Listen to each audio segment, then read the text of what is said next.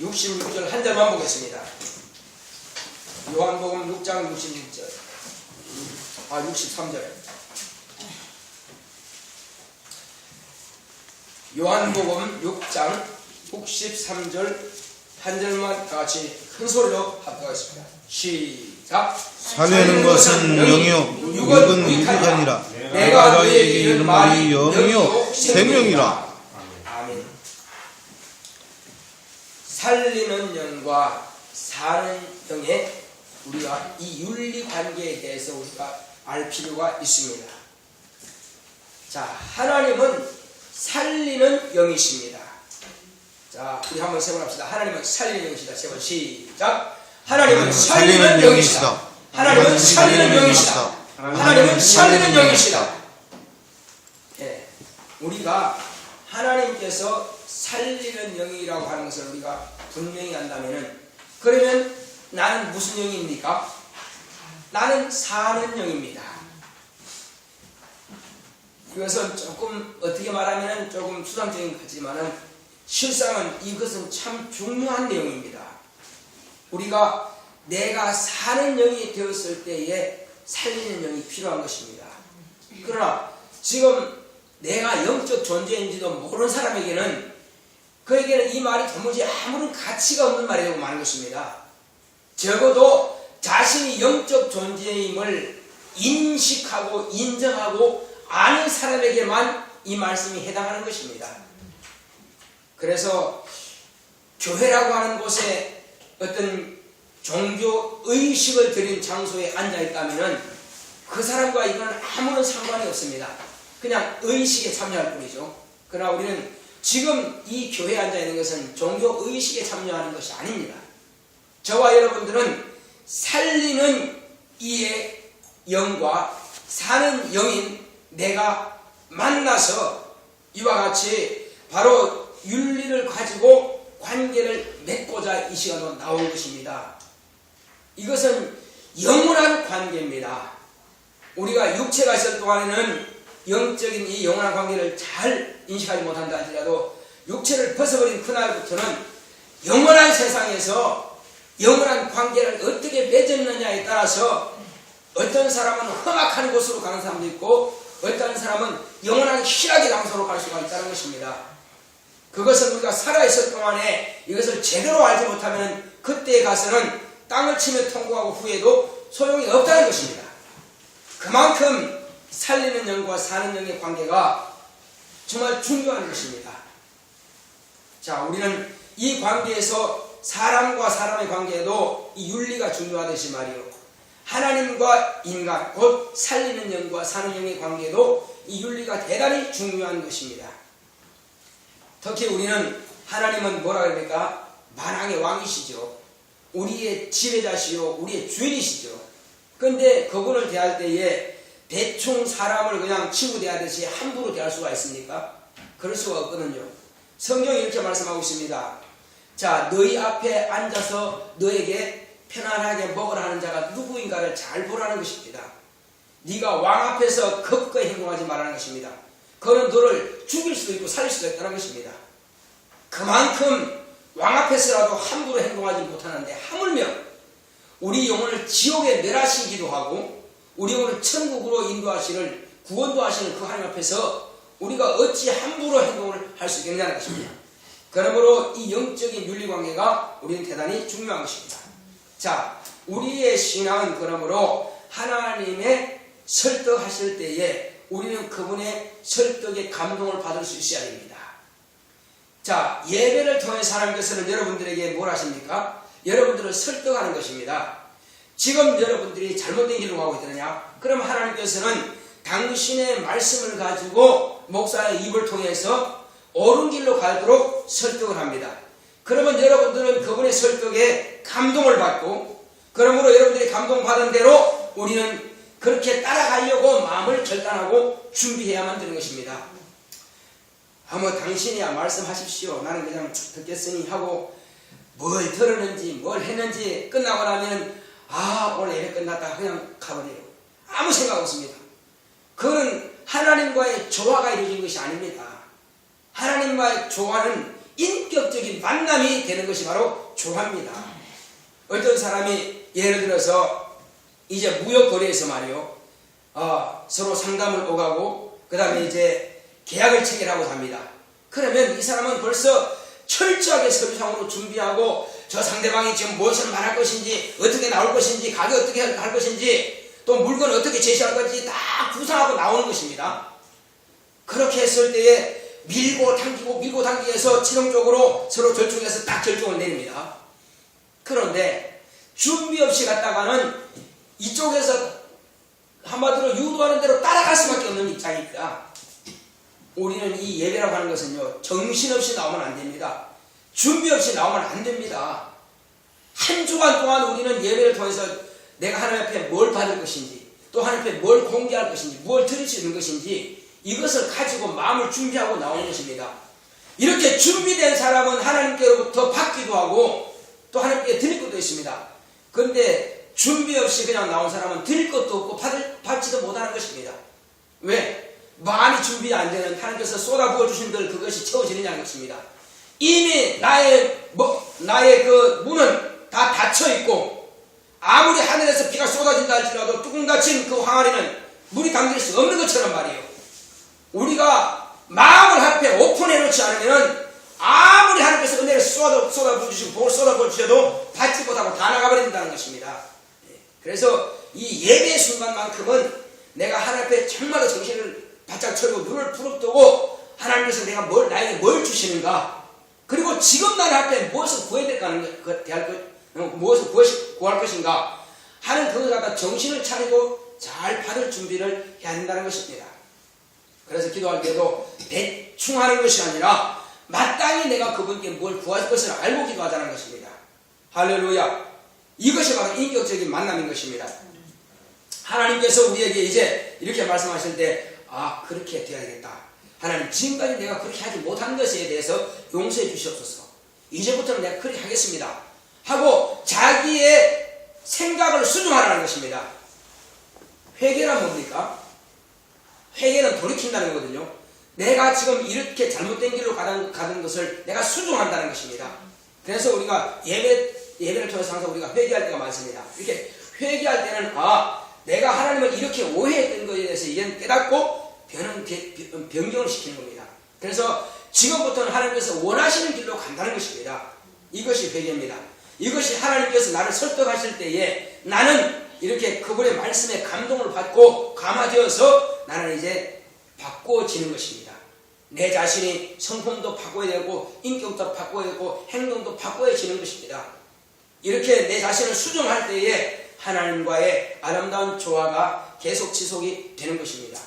어떤 사람은 예배 때마다 오기는 왔는데 고개는 끄덕거리고 아멘하는 것 같은데 마음은 전혀 바뀌지 않았고 행동 역시 바뀌지 않는다면 역시 그는 조화에 실패한 것입니다. 자, 이제 그러므로 우리는 사람을 하나님께서 이렇게 지배를 하려고 하십니다. 그럼 우리는 지배를 당해야 될까요? 당신이 왜 나를 지배해? 나는 내 인격이 있고 내 의지가 있는데 나는 갈 거야 하고 만약에 지배를 거절한다면 하나님께서 어떻게 하실게요? 강제로 아니야, 너는 내 것이니까 내 마음대로 해. 내 마음대로 해야 돼. 강제로 하십니까? 하나님은 절대 결단코 강제하지 않습니다. 하나님은 우리가 하기를 원하는 대로 해라고 버려두십니다. 그런데 진정으로 하나님의 사랑받는 자라면 만약에 그런 생각을 가진다면 어떻게 하실까요? 그에게는 채찍이 있을 뿐입니다. 그래서 인생 채찍과 사람 몽둥이를 통해서 그 사람을 치실 것입니다.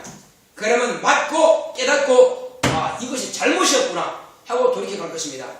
그러나 예전부터 오래전부터 하나님 관심을 떠났던 사람은 그가 어떻게 행동하든지 간에 하나님도 관심이 없다는 사실입니다. 왜 그럴까요?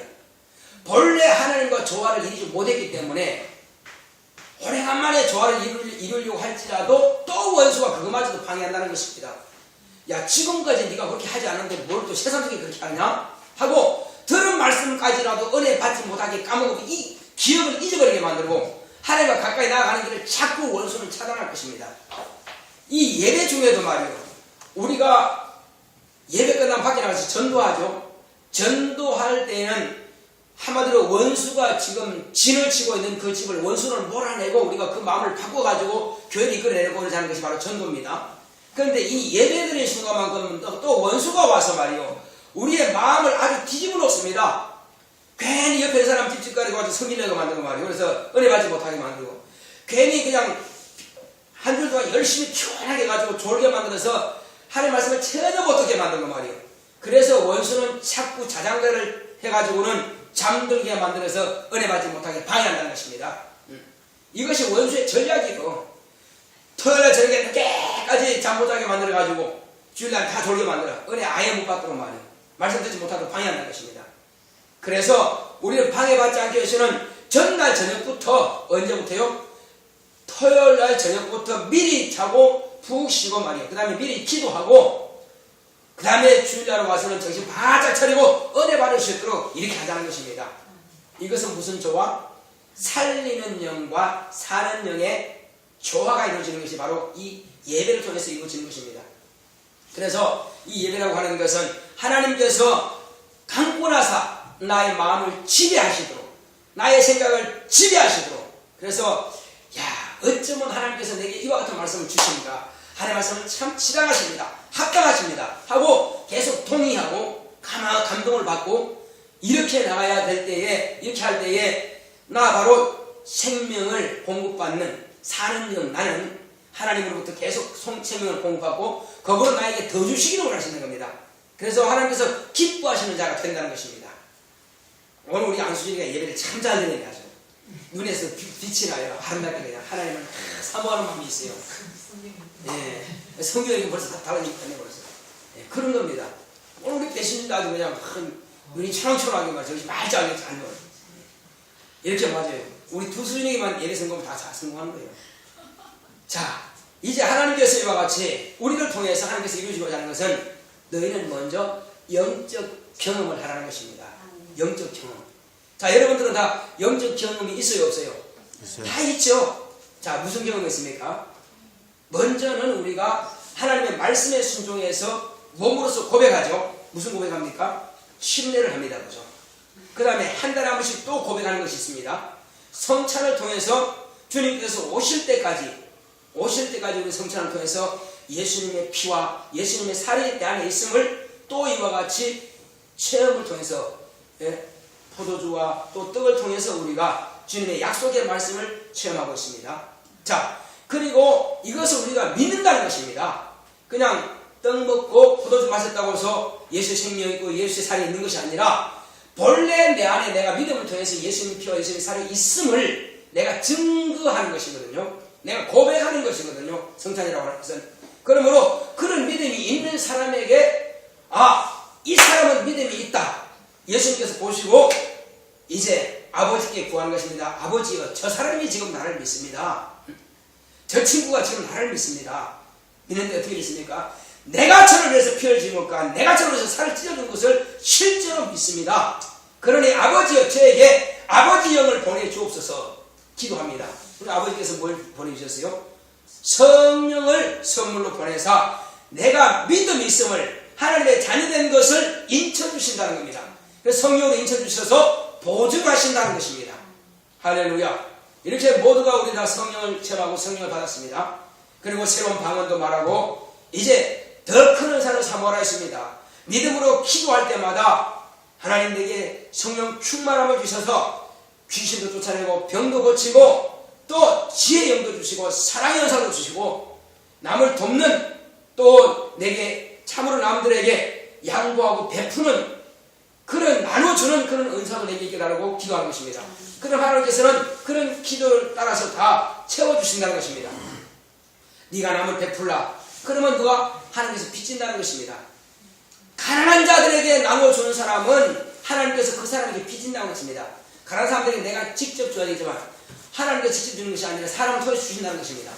그런데 그 사람이 인생에서 안 줬어. 그러면 하나님께서 안타깝죠. 나는 그 사람을 주기를 원하는데 자기는 안 준다 그러죠. 그런데 그 마음을 나에게 감동하신다 그래요. 그러면 감동받았을 때는 즉시 갖다 주더라 합니다. 그러면 하나님께서는 그 사람에게 빚졌습니다. 그럼 빚졌으면 하나님께서는 나 빚쟁이 있지 뭐 그럴 뿐이에요. 몇 배로 갚아주실 능력이 있는 분입니다. 그래 네가 했느냐? 그러면 내가 배로 갚아주지. 아니면 100배로 갚아주지. 할 수 있는 분입니다. 심지어는 어린아이가 도시락 하나 가지고 말이야. 지 혼자만 먹어도 딱 맞는 도시락인데 그걸 갖다가 제자들이 달라고 하니까 내놓고 주님 손에 올려놓았습니다. 주님께서 아버지 앞에 감사하고 기도했습니다. 그러니 하나님께서는 그 아이에게 뭘 줬습니까? 빛을 줬어요. 도시락 한 개 빛 줬습니다. 그래, 그러면 뭐 내가 너한테 갚아주마 하시고는 그 아이 것을 받으셔갖고 5,000명이고 10,000명이 되는 그 사람들에게 다 먹이고도 얼마 남았어요? 12광줄이 남았으니까 12광줄이 그 아이가 가져갈 수 있습니다. 아마 힘이 들어서 다 못 가져가겠죠? 그렇습니다. 얼마든지 하게 주실 수 있는 분이십니다. 바로 이것이 하나님의 능력이라는 것입니다. 자, 그러므로 우리는 이와 같이 다 하나님을 만난 영적 체험이 있습니다. 여러분 가운데 병고침 받지 못한 자가 있습니까? 다 병고침 받지 않았습니까? 한두 번씩은 다 병고침 받은 경험들이 있다는 것입니다. 자, 뿐만 아니죠. 우리가 기도해서 응답받은 체험이 있어요, 없어요? 응답받은 체험이 있습니다. 기도할 때마다 우리는 하나님께서 이와 같이 나의 기도를 들으시고 응답하신 것을 압니다. 심지어는 여러분들 자신이 또 귀신 들린 자나 병자를 위해서 여러분 기도했을 때 그들이 변하는 것을 여러분 보지 않았습니까?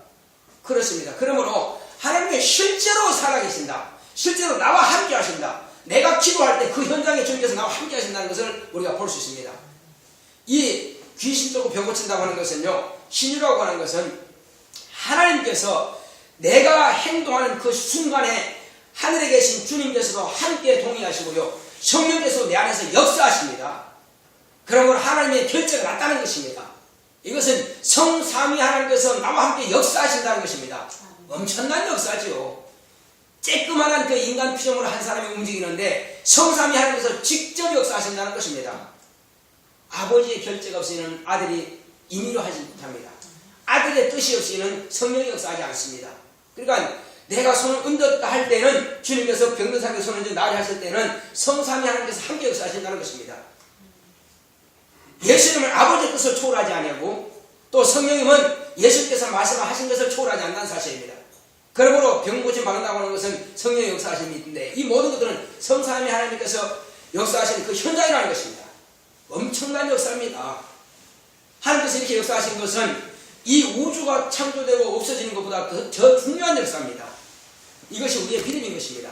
이것은 하나님과 우리와의 믿음의 조화가 이루어지는 현장인 것입니다. 자, 주님께서 제자들에게 이제 하나님의 말씀을 듣고 깨닫는 자에 대해서 말씀하시기를 옥토라고 했습니다. 세상 사람들, 그러니까 예수님의 제자들 외에는 이 무리들에게는 뭐라 했습니까? 그들에게는 비유로 말씀해 주셨습니다.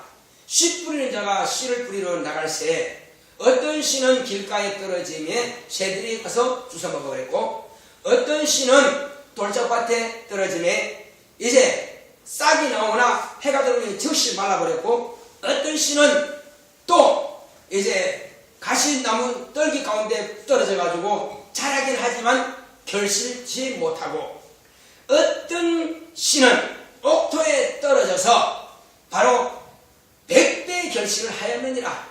100배 또는 적게는 60배 더 적게는 30배 결실을 한다라고 이렇게 성경은 말씀하고 있습니다. 이건 무슨 말이냐? 그것은 군중들 무리들에게는 이 말씀을 하지만은 씨가 그렇구나 그 정도밖에 몰라요. 무리들은 뭘 한다고요? 그냥 씨구나 그 정도예요. 그런데 제자들이 물었습니다. 주여, 저들에게 말씀한 것을 우리에게 다시 한번 말씀해 주셔도 이게 무슨 뜻입니까? 비유니까 풀어야 될 거 아니에요. 자, 그때 제자들이 말씀하십니다. 주님께서 제자들에게 말씀하십니다. 사람은 밭이라. 사람은 무슨 밭이 가지고 있습니까? 마음의 밭을 가지고 있습니다. 하나님의 말씀은 무엇이라? 씨앗이라. 그래서 하나님의 말씀을 가진 하나님께서 이 사람의 마음의 밭에 씨를 뿌리는데 어떤 사람의 마음은 길가와 같은 사람이 있고 어떤 사람의 마음은 남영재 정신 차리셔. 자, 어떤 사람은 이 돌짝박한 사람이 있고 또 어떤 사람은 무슨 사람? 가시덤불 같은 사람이 있고 어떤 사람은 진짜 옥토 같은 밭이 있다는 것입니다. 자, 그런데 사람들마다 다 달라서 하나님의 말씀을 심어줬지만은 받을 능력이 없네. 받을 능력이 없어. 그래서 받을 능력이 없으니까 아무리 말씀을 심어도 통통 튕겨나가. 그러니까 누가 가져간다고요? 씨앗은 새가 주워 먹지만은 하나님의 말씀은 마귀란 놈이 다 빼앗아간 것입니다. 왜? 에덴 동산에서 가만히 보니까는 누구한테 그 하나님의 말씀을 빼앗아갔어요? 여자한테서 말씀을 빼앗아가더라 이겁니다.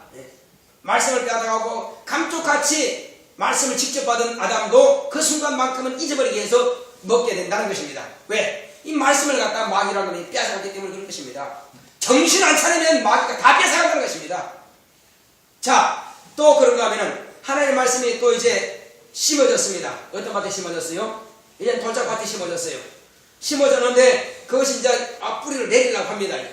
뿌리를 내리려고 하는데 세상의 유혹과 재리의 유혹, 세상의 어떤 그런 핍박과 재리의 유혹에 견디지 못합니다.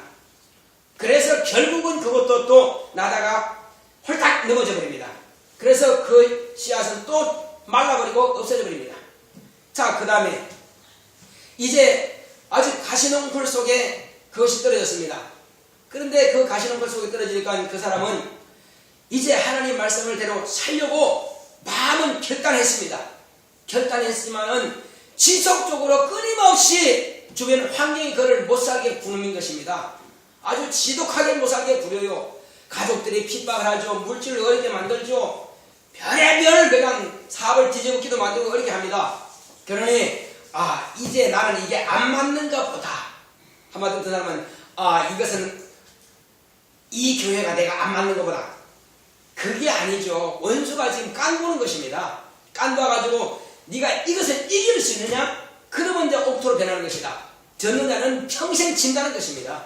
그러니까 우리는 이 교회와 안 맞는 게 아니고 하나님과 안 맞는 게 아니고 자기가 지금 마귀의 유혹에 지금 흔들흔들 한다는 것입니다. 거기서 이기는 자만, 그러니까 저 하늘에 누구만 갈 수 있습니까?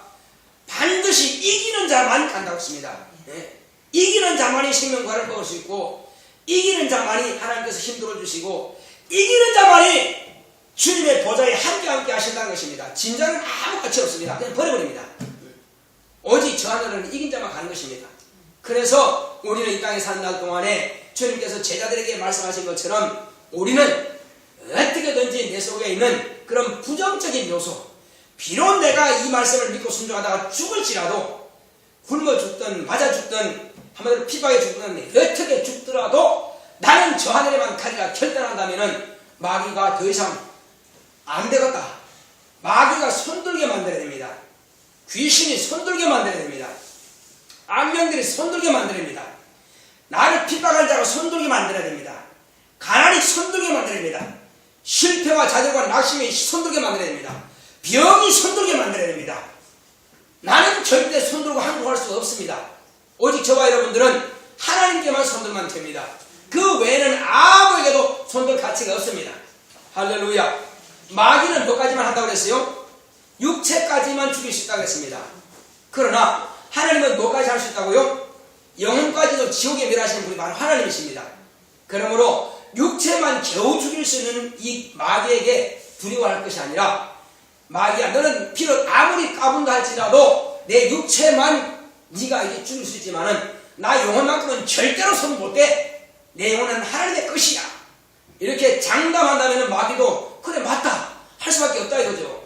딱 포기하는 것입니다. 마귀가 손들면 이기는 것입니다. 예, 그렇습니다. 예수님을 십자가에 못 박아도 예수님은 뭐라 하십니까? 마지막에 내가 졌다 했습니까? 이겼다 그랬습니까? 예, 목숨은 끊어져도 예수님은 승리자입니다. 저와 여러분들은 마찬가지입니다. 우리가 예수님이라면요 목숨이 땅에서 끊어져도 우리는 승리자입니다. 그러므로 저 안에는 넉넉하게 들어가고 마귀는 아무리 큰 소리 쳐도 기껏 한마디로 옷 하나 던지는 것밖에 안 되는 겁니다. 우리 육체라고 하는 것은 옷과 같이 입은 것이에요. 마귀가 목숨 하나 빼앗아간다 하더라도 기껏해야 한마디로 걸레 하나 잡은 거예요. 그 잡으면 뭐하게? 아무 쓸데없는 거거든요. 우리 영혼은 쑥 빠져나가서 나오래 갔다가 하늘에 들어갑니다. 그러니까 우리는 오직 사느냐 죽느냐 이것은 내 믿음의 결과입니다. 마귀가 무엇을 가지고 한다 할지라도 옥토된 심령은 끝까지 이기는 것입니다. 끝까지 이겨서 마귀가 조롱하는 것, 한마디로 마귀를 우리가 비웃어 주고 가는 것입니다. 너는 뭐든지 마음대로 해봐라. 나는 그냥 믿음을 가지고 갈 테니까. 그러면 하나님께서도 내가 쓸 가치 있다면 여기서 건강하게 하시고 부욕케 하시고 형통케 하시고 성공하게 하신다는 것입니다. 결단코 하나님께서는 우리를 그냥 버리지 않는 것입니다. 믿음이 이긴다는 것입니다. 할렐루야. 믿음으로 우리는 얼마든지 누릴 권리가 있습니다. 너희가 내 이름으로 무엇인지 구하면 내가 다 시행하리라. 그렇습니다. 지혜가 부족하느냐? 그러면 후회 주시고 꾸짖지 아니하신 하나님께 구하라. 그러면 지혜를 주신다는 것입니다. 어제 한 친구가, 현재 친구가 내년 원래 같이 발이 됐으면 좋겠다. 내가 그랬어요. 기도해요. 그러니까 기도요? 처음 듣는 이야기니까. 기도하면 된다니까 이거 처음 듣는 이야기예요. 그러니까 기도해요. 무슨 말인지 못 알아듣지. 그러나 어쨌든 하나님이 기도한다면 될 것입니다. 그러나 그가 진정으로 원하는지 한다면 몰라요. 모든 것은 다 하나님께서 들으시는 것입니다. 또 하나님께서 합당하다면 그 일을 이루게 하실 것입니다. 우리는 이 땅에 사는 날 동안에 하나님께서 우리를 어떻게 인도하시는지 간에 오직 우리가 하나님의 말씀을 받을 수 있는 그릇이 되어야 됩니다. 무슨 그릇이 된다고요? 옥토가 되어야 돼요. 옥토. 옥토가 되어서 하나님 모든 말씀을 받고 여기서 싹이 나고 100배의 결실을 할 수 있도록 그런 옥토만 된다면 하나님께서 얼마든지 쏟아부어 주십니다. 또 누리게 하신다는 것입니다. 이제 우리의 신앙의 윤리는 하나님의 은혜 가운데서 모든 것을 성도와 하나님 관계에서 잘 조화를 이루게 하신다는 것입니다. 자, 성전과 사람과의 관계는 본래 그 조화가 있을까요, 없을까요? 성전은 솔직히 말하면 사람의 손으로 지은 돌이나 나무로 만드는 전입니다. 그런데 사람, 그건 너무나 부조하죠. 그런데 어디에서 일치점이 되고 어디에서 조화가 이루어집니까? 하나님과 관계를 맺을 때만이 조화가 되는 것입니다. 그런데 사람의 몸을 성전이라고 했습니다. 사람의 손으로 지은 것도 하나님의 이름을 모시는 곳인데 이제는 하나님께서는 사람의 몸을 성전이라 하신 것입니다. 밖에 있는 그런 성전 안에 사람이 들어가는 것이 아니라 이제 사람 자체가 하나님의 성전이 되어버린 것입니다. 이건 뭘 말하느냐? 밖에 사람으로 손으로 지은 그 전에도 하나님의 뭘 두시기 위해서? 이름을 두시고 그 하나님께 경배하기 위해서 전을 짓습니다. 그러면 사람의 몸이라고 하는 것은 하나님의 성전이 하나님의 이름을 모시고 하나님의 말씀이 요 안에 거하시고 하나님의 영이 요 안에 거하시고 그러므로 나 영혼이 하나님의 말씀의 조화를 이루어서 하나님의 말씀이 내게 임하시면 나는 그 말씀에 순종해서 예배를 드리고 전도를 하고 순종을 하고 봉사를 하고 이 모든 것들은 어디에서? 내 안에서 이루어진다는 것입니다. 조화가 이루어진다. 그러므로 마땅히 우리는 하나님의 성전이 된다는 것입니다. 이와 같이 이제 아까 가라지의 비유로서 우리가 옥토가 된 것처럼 우리의 영혼이 하나님의 성전이라고 하는 것은 살리는 영이신 하나님의 말씀이 사는 영이 내 안에 들어오심으로써 그 생명의 역사가 나타난다는 것입니다. 살리는 영이 내 안에 들어옴으로써 나 영혼이 살고 뿐만 아니라 사는 내 영혼이 다른 사람에게도 이 생명을 또 나눠준다는 것입니다. 그러면 그 사람이 내가 전하는 그 말씀을 듣고 생명의 역사가 나타나는 것입니다. 하나의 밀이 땅에 떨어져 썩지 않으면 하늘 그대로 있고 썩으면 많은 일들이 맺나니라. 그렇습니다. 예수님께서 아버지 품에서 이 땅에 떨어지신 것은 하늘의 밀알처럼 떨어졌습니다. 그분이 죽으심으로 온 인류가 구원받는 지름길이 되었습니다. 그 중에서 특히 12제자를 세우셔서 그들에게 생명의 씨앗을 나누어 주셨더니 그들이 또 복음을 전하면서 죽기까지 복종하셨습니다. 목숨을 다해서 순종해서 다 순교당했습니다. 그런데 그들이 죽음을 통해서 그들의 피를 통해서 신약교회가 세워지고 이제 그러므로 이 신약교회는 하나님의 아들의 피를 통해서 12제자들의 또 피를 통해서 비로소 신약교회가 왕성하게 부흥하고 성장해 가는 것입니다. 저와 여러분들에게 이 복음이 전파될 때까지는 수많은 사람들의 피의 발자취가 있었다는 것입니다. 피 흘림이 없이는 삶이 없습니다. 그들의 피의 대가를 가지고 우리는 구원받는 이 복음을 듣게 된 것입니다. 한국에 복음이 들어올 때에 얼마나 핍박했는지는 모릅니다. 그때는 6.25 시절이고 그때는 불교가 지배하고 있던 때입니다. 그러므로 기독교 한마디로 저 서양 귀신이라고 그랬습니다. 기독교가 뭐라 했다고요? 그들이 아는 것은 귀신이니까 서양 귀신 우리 섬기지 않는다고. 그렇게 해서 복음을 전하는 사람들은 그냥 죽였어요. 하나님께서는 이와 같이 많은 선교사들이 죽음당하고 피 흘리는 그 대가를 통해서 이 나라가 구원받게 된 것입니다. 저와 여러분들에게 복음 전하는 것은 그냥 공짜가 아닙니다. 많은 사람의 목숨을 담보로 해서 저와 여러분들이 살게 됐다는 사실입니다. 그러므로 우리의 신앙을 전해준 이 선배들의 우리의 공로를 우리가 생각하지 않을 수 없고 이것은 하나님의 사랑인 것입니다. 그들이 하나님의 사랑이 있고 그들도 은혜가 됐기 때문에 우리에게 목숨을 다하기까지 복음을 전하고자 이렇게 노력했던 것입니다. 자, 그리고 저와 여러분들을 위해서 가르치신 목사님들이 계시고 전사님들이 계시고 그런 교사들이 있었기 때문에 우리는 또 이와 같이 은혜 받고 살게 됐다는 사실입니다. 그러니까 이 복음은 수고의 땀을 통해서 복음이 전파되고 수고의 땀을 통해서 전도가 되고 그러므로 그 전도를 받은 자들을 통해서 또 이와 같이 교회가 성장해가며 또 이 생명의 역사가 이루어지고 있다는 것입니다. 그러므로 이제 사람과 하나님과 조화를 위해서는 우리가 일치점을 찾을 필요가 있습니다. 무엇으로 우리가 일치점을 찾을 수 있습니까? 그것은 하나님의 말씀이 내게 들어왔을 때는 나는 그 말씀대로 순종하고자 하는 마음의 결단이 필요합니다. 결단하고 행동으로 옮기는 것입니다. 그러나 말씀엔 내가 그렇게 하겠습니다. 결단했는데 불구하고 여전히 행동으로 옮기지 않는다면 하나님께서는 더 이상 내 안에서 역사할 수가 없을 것입니다. 그것은 곧 성령을 제한하는 결과가 되는 것입니다. 성령께서는 내 안에서 감화하십니다. 그리고 나를 움직이게 하십니다. 움직이게 하지만 나는 그걸 갖다가 계속 거절하고 거부합니다. 그러면 무슨 죄가 된다고요? 성령을 거스르는 죄가 되고 마는 것입니다. 그래서 성령께서 일하고자 하실 때에 내가 순종하면은 그분이 나를 지배하시고 나는 그분의 감화 감동을 받아서 하나님 앞에 쓰임받는 일꾼이 될 것입니다. 그리고 성결되고 거룩한 자로 거듭나게 될 것입니다. 그러나 변화되지 못하고 행동을 옮기지 못하면 여전히 우리는 제자리 걸음할 수밖에 없다는 사실입니다. 자, 우리는 이 땅에 사는 날 동안에 이제 신앙, 인간의 신앙과 또 하나님을 위한 이런 조화가 이루어지는 것은 바로 이 교회를 통해서만 이루어지는 것이요, 과거에는 성령을 통해서 이루어졌습니다. 어떤 사람은 예배를 드리지만은 예배 안에서 뭘 생각하고 있습니까? 이기적인 생각으로 가득 찼습니다.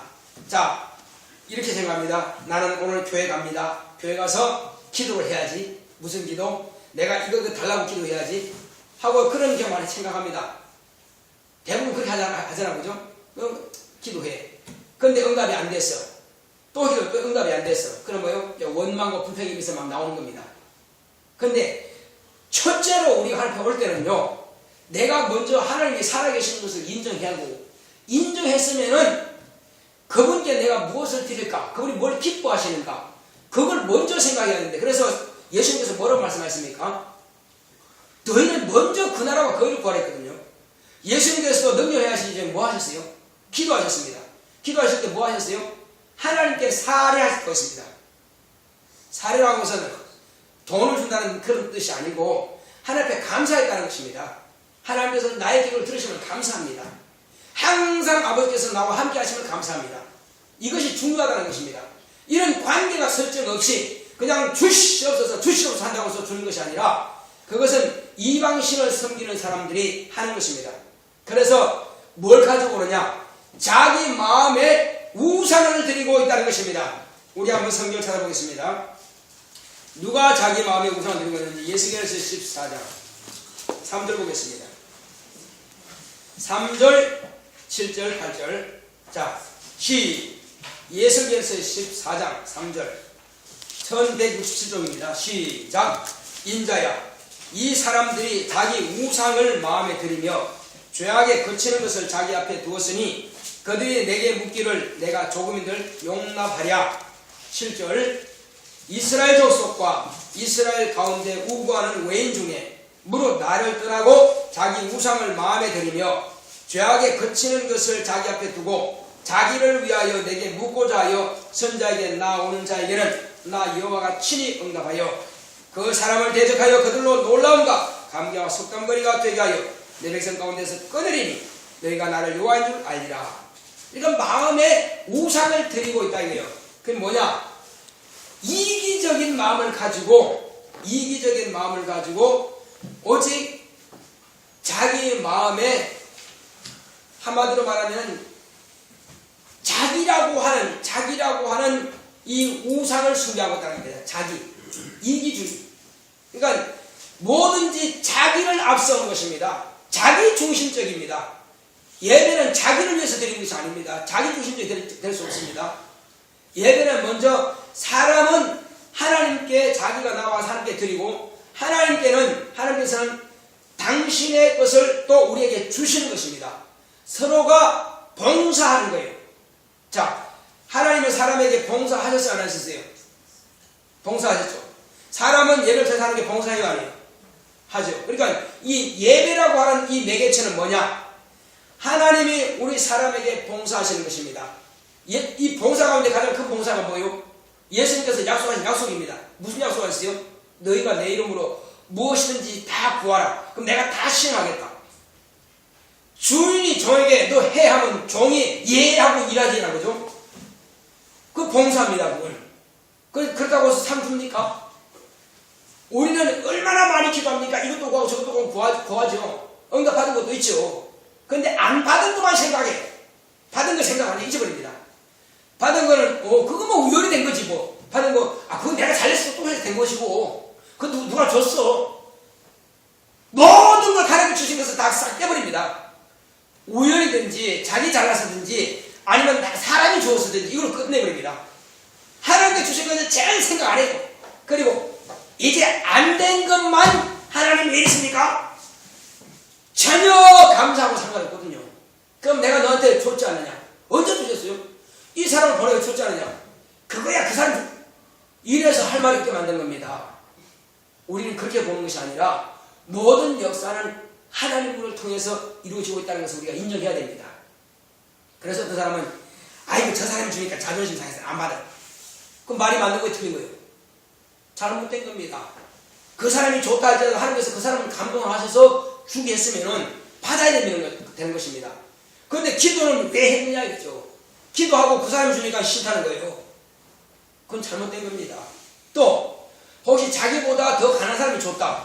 어이구 내가 차라리 아니 그것도 아닙니다. 어떻게든지 그 시간에 내가 기도한 것이 응답되면 되는 것입니다. 그럼 감사해야 돼요. 혹시 나중에 그 사람이 더 필요한 것을 우리가 줄지언정 그러나 이것은 뭐예요? 하나님의 응답으로서 그 사람의 마음을 위해서 이루어지는 것입니다. 그런 걸 하나님께 감사해야지. 아니 그 사람이 가난한 사람이 나한테 나 안 받아야 돼. 잘못되잖아요. 아니 그런 걸 내가 봤기 때문에 이렇게 말씀드린 것입니다. 앞으로는 여러분들이 어떤 일이 있든지 간에 하나님께 구했으면 그 일이 이루어졌을 때는 하나님께 감사하고 그 일을 갖다가 받으시기 바랍니다. 억지로 막 거절하지 마십시오. 그건 어리석은 방법입니다. 하나님께서 그 사람을 통해서 응답하시고 그리고 그 사람에게 복 주시고자 원하시는데 그걸 갖다 거절함으로써 그 사람이 받을 복마저도 거절하는 것밖에 아니잖아요. 그런데 그렇다고 해서 그 사람이 복 받지 않는 건 아닙니다. 우리는 그렇습니다. 너희가 어느 집에 가든지 간에 복을 빌라. 그런데 하나님 저 사람들 나 쫓아야 되는데요. 그러냐? 그러면 그 사람에게 줄 복을 내가 너한테 주겠다는 것입니다. 할렐루야. 복이란 그렇습니다. 우리는 복을 빌어 주라는 것입니다. 그 사람이 받을 만하면은 네가 보는 복을 그가 받을 것이고 그러나 그걸 복을 받지 못할 그릇이면은 네가 빈 그 복이 너에게 돌아올 것이다. 내가 주겠다는 것입니다. 그리고 우리는 그 사람이 복 받을 그릇이 안 돼도 좋고 돼도 좋고 다 좋은 것입니다. 그럼 우리는 저주하지 말고 욕하지 말고 우리가 하는 입은 복만 빌라. 만약에 내 입에서 그 사람을 저주했는데 그 사람이 저주받을 사람이 아니고 복을 받을 사람이다. 그럼 뭐요? 그 저주 누구한테 갑니까? 자기한테로 돌아간다는 사실입니다. 그래서 우리는 이 땅에 사는 날 동안에 오직 복만 빌는 사람. 그래서 이제 우리가 이 예배를 통해서 하나님과의 만남이 있습니다. 예배는 곧 하나님께서도 우리 사람에게 봉사를 해주시고 하나님께서 우리에게 축복과 은혜와 또 생명과 그리고 건강과 은사들로 우리에게 채워주십니다. 또 사람은 하나님께 찬양과 경배와 기도를 통해서 회개를 통해서 순종을 통해서 하나님의 의와 영광을 돌립니다. 이것은 바로 예배를 통해서 하나님과 인간과의 조화가 이루어지는 것입니다.